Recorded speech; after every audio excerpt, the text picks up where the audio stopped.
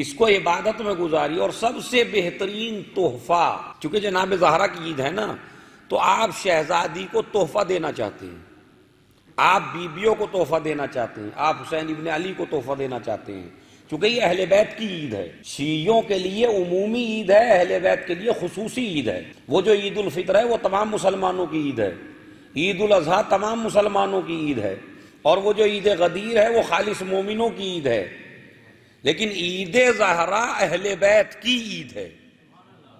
بات سمجھ رہے ہیں؟ یہ اہل بیت کی عید ہے، لہٰذا جب وہ عید آتی ہے تو اہل بیت ہمیں تحفہ دیتے ہیں. اب یہ اہل بیت کی عید آئی ہے تو ہمیں انہیں تحفہ دینا ہے، مگر ہماری حیثیت کیا؟ ہمارے پاس ہے ہی کیا جو ہم آل محمد کو دے سکیں؟ نہ وہ ہماری دولت کے محتاج، نہ وہ ہمارے گھر کے محتاج، نہ وہ ہمارے پیسے کے محتاج، نہ وہ ہمارے درہم و دینار کے محتاج. تو ایسی شخصیتوں کو ہدیہ دیا جائے تو کیا دیا جائے؟ میں اسی سوچ میں تھا. صلوات پڑھیے محمد و آل محمد پر. یہ صلوات تو ایسی ہے جیسے ایک آدمی کی ہو.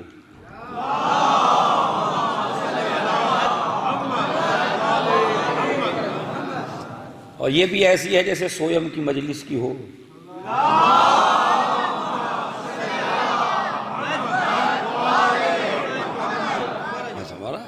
ایسے ماشاءاللہ مسکرا مسکرا کے صلوات پڑھیے. صلوات پہ تو ویسے بھی بھائی تمہیں حوریں ملنے والی ہیں.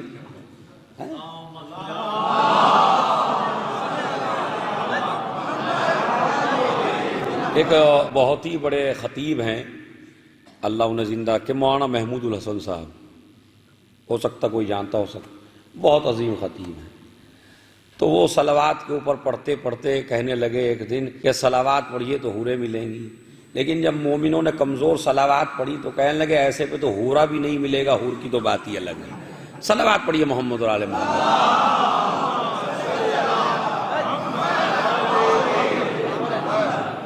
ہاں، تو اب ہمیں ہدیہ دینا ہے اہل بیت اطہار کو. تو ہدیہ دیں تو کون سا دیں؟ اس لیے کہ علی ابن ابی طالب نے دنیا کو پہلی طلاق دے دی، تو دنیا تو انہیں چاہیے نہیں، اس لیے کہ جو علی دنیا کو ٹھکرا کے علی بنا ہو وہ کسی دولت کا محتاج نہیں ہے. تو پھر اسے تحفہ کیا دیں؟ کہا تحفہ وہ دو کہ جو تحفہ خدا بھی دیتا ہے. جب میں نے قرآن مجید پڑھنا شروع کیا کہ وہ کون سی عبادت ہے جو ان کو کر کے میں تحفہ عنایت کروں، تو میری سمجھ میں ایک آیت آئی کا تحفہ وہ دو جو انہیں خدا بھی دیتا ہے، ملائکہ بھی دیتے ہیں. ان اللہ و ملائکتہ یصلون علی النبی یا ایھا الذین آمنوا صلوا علیہ وسلموا تسلیما.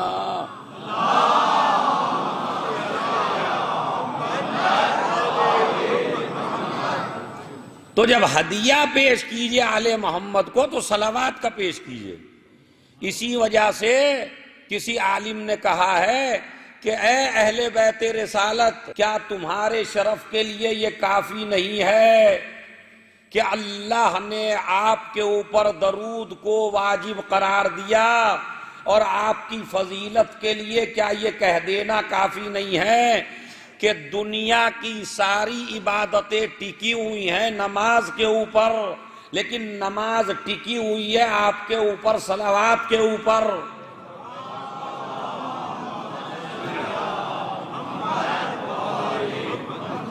یہ ایسی عبادت ہے صلوات، ایسی عبادت ہے کہ دیکھیے دنیا میں جتنی بھی چیزیں ہیں سب سے بہتر ہے صلوات، اور اس کا ثواب بھی سب سے زیادہ ہے.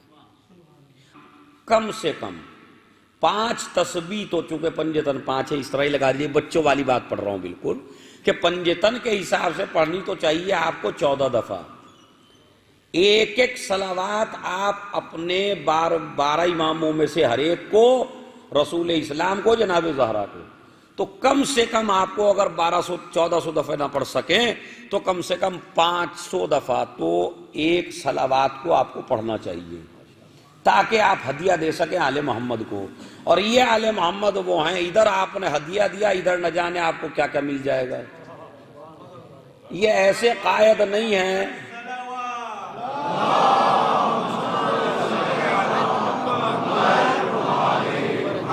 یہ ایسے قائد اور رہبر نہیں ہیں کہ جو لے کے جیب میں رکھ لیتے ہوں، یہ سارا تمہیں ہی لوٹا دیتے ہیں پھر۔ بات سمجھ رہے ہیں؟ تو میں نے جو کہا میں اس کی دلیل دینا چاہتا ہوں آپ کو کہ صلوات سے بڑی کوئی چیز نہیں۔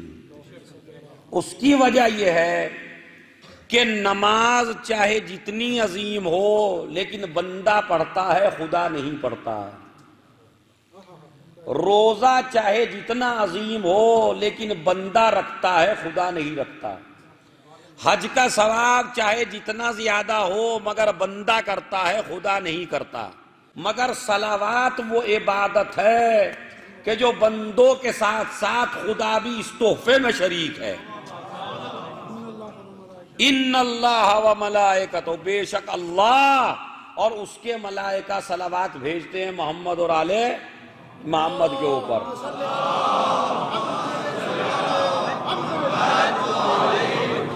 اور آپ ذرا اس چیز پہ اعتقاد کر کے دیکھیے، میرا دعویٰ ہے آپ اعتقاد کر کے دیکھیے اس چیز کے اوپر۔ اصل میں ہمارا اعتقاد ہی نہیں ہوتا۔ آپ اس خالی کچھ پڑھیے نہ پڑھیے، زیارت پہ جائیے تو مومنین اکثر پوچھتے ہیں مولانا صاحب زیارت پہ جائیں کیا پڑھیں، تو سب سے بہترین ہے صلوات۔ اگر روزگار آپ کا مضبوط نہ ہو تو صلوات پڑھیے، پریشانیوں میں مبتلا ہوں تو اہل بیت پہ صلوات پڑھیے، کوئی چیز مانگنا چاہتے ہو نہ مل رہی ہو تو صلوات پڑھیے۔ اسی لیے کہا گیا جب کوئی دعا مانگو تو 3 دفعہ پہلے صلوات پڑھو، 3 دفعہ بعد میں صلوات پڑھو، بیچ میں بریکٹ میں اپنی حاجت رکھ دو۔ تو چھٹے امام نے فرمایا اللہ اس دعا کو کبھی رد نہیں کرتا جس کے آگے بھی صلوات ہو، جس کے پیچھے بھی صلوات ہو۔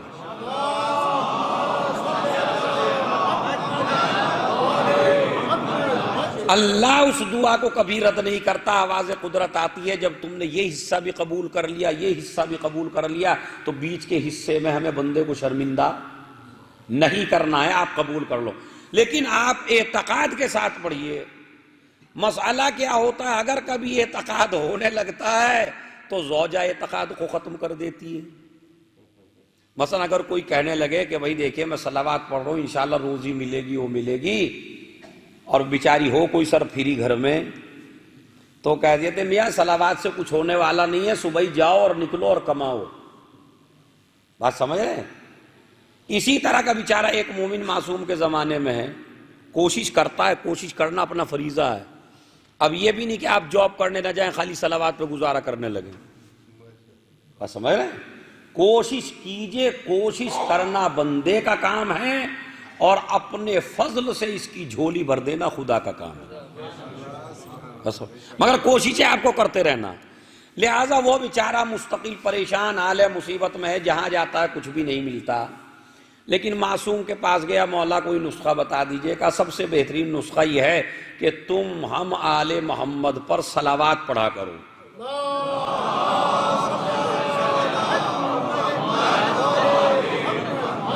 جب تم ہم پہ صلوات پڑھو گے تو تمہیں خزانہ ملے گا۔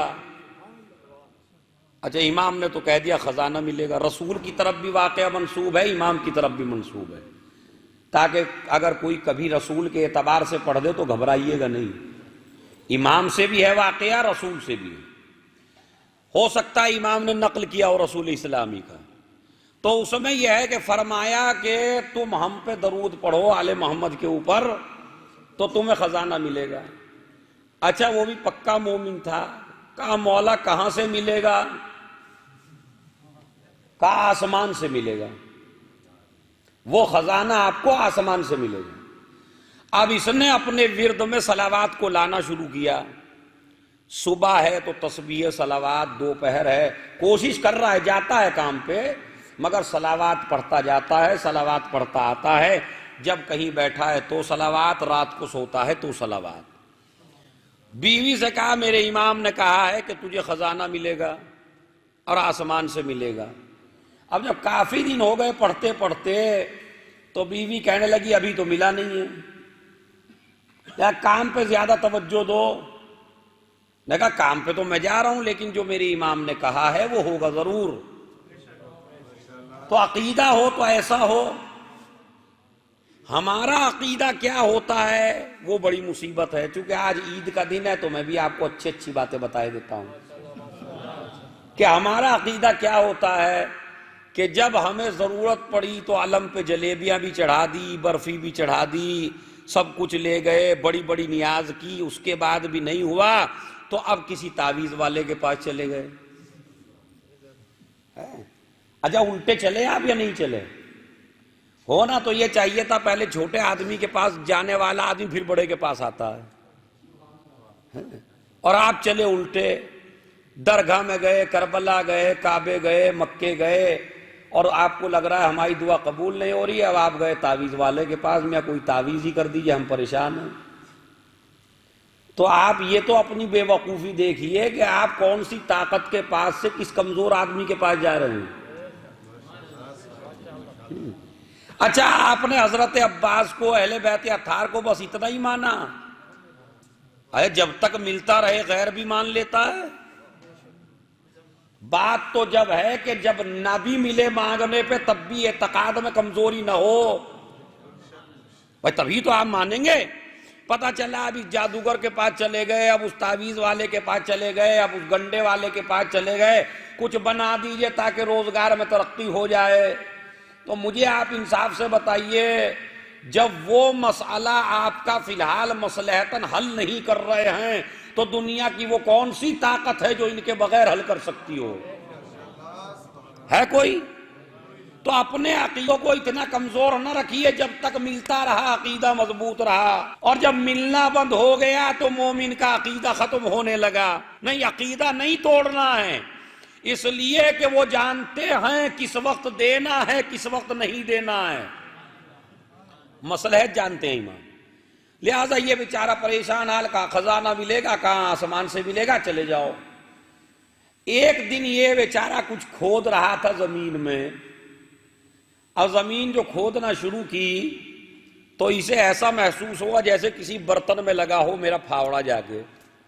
اور کھودنا شروع کیا تو کیا دیکھا کہ ایک ظرف ہے، ایک برتن ہے جسے آپ اردو میں کچھ بھی کہہ سکتے ہیں، پتیلی کہہ لیجئے، چھوٹی سی دیگ کہہ لیجئے، اور اس میں زر و جواہر بھرا ہوا. اور جیسے ہی اس نے نکالی اور نکال کے ایک دم چاہتا ہے گھر لے کے چلوں، تو ایک مرتبہ امام کی بات یاد آئی. کہا امام نے کہا تھا خزانہ آسمان سے ملے گا اور یہ خزانہ زمین سے مل رہا ہے، لہذا اسے وہیں دفن کر کے یہ مومن آ گیا. اور اس نے کہا ہو سکتا ہے آسمان کا پتہ مجھے بتایا ہو، زمین کا پتہ کسی اور کو بتایا ہو.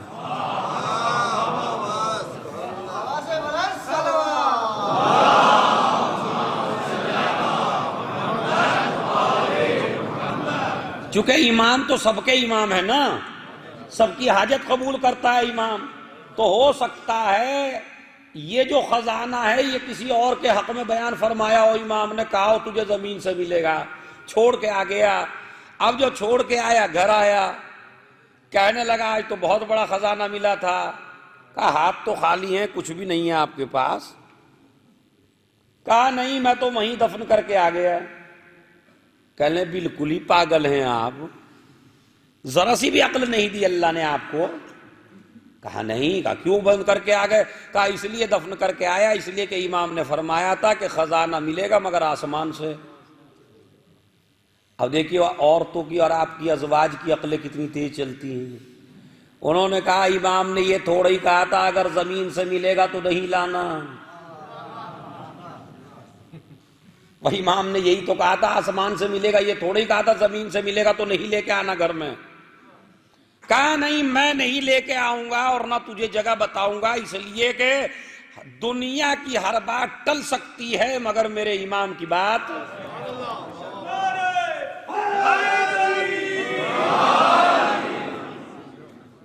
بھائی ابھی تک یہ احساس نہیں ہے آپ کو کہ محفل سن رہے ہیں. صلوات باواز بلند پڑھیے.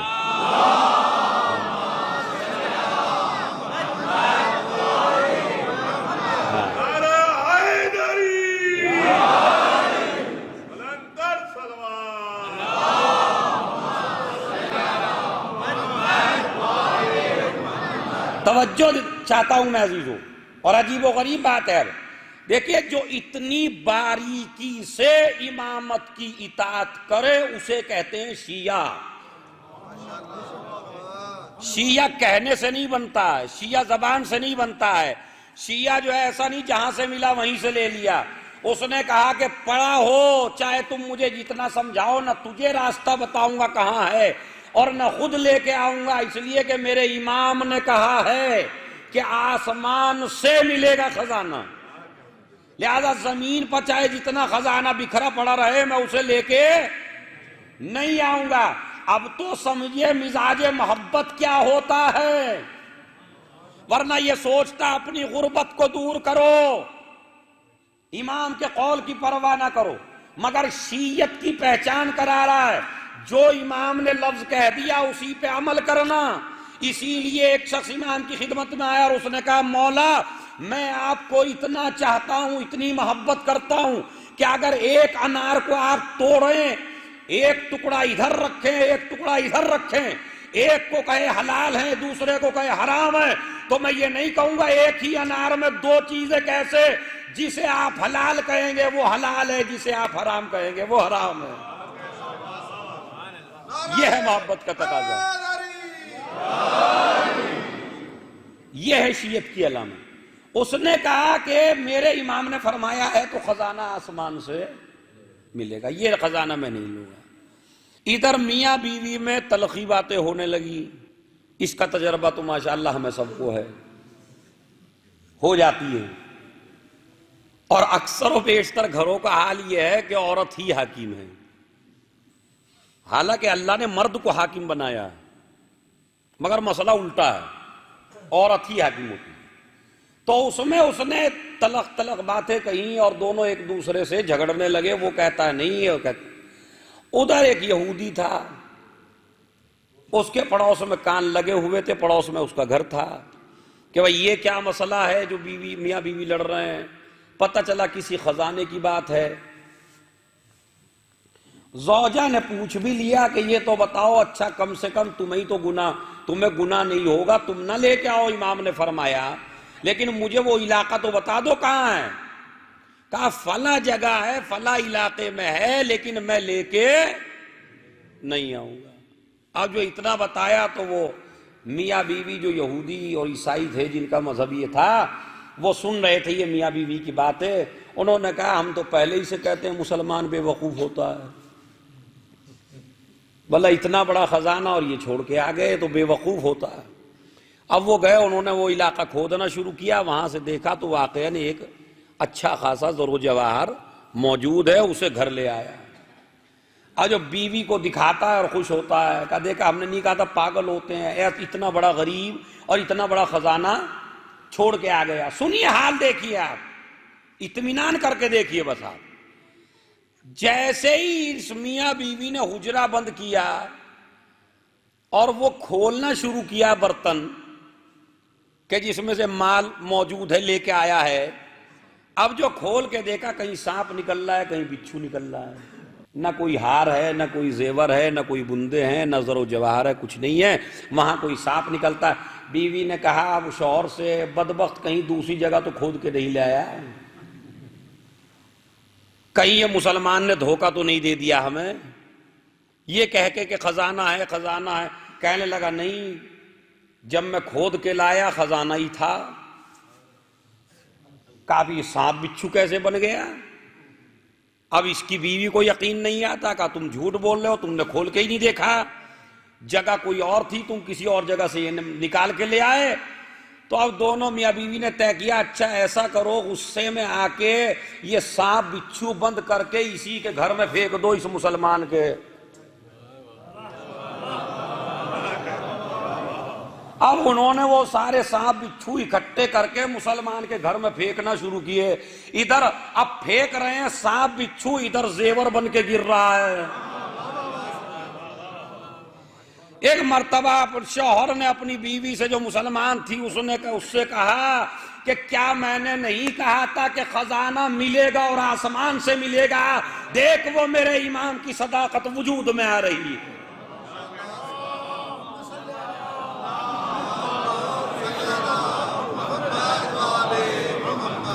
ایک اور صلوات پڑھیے.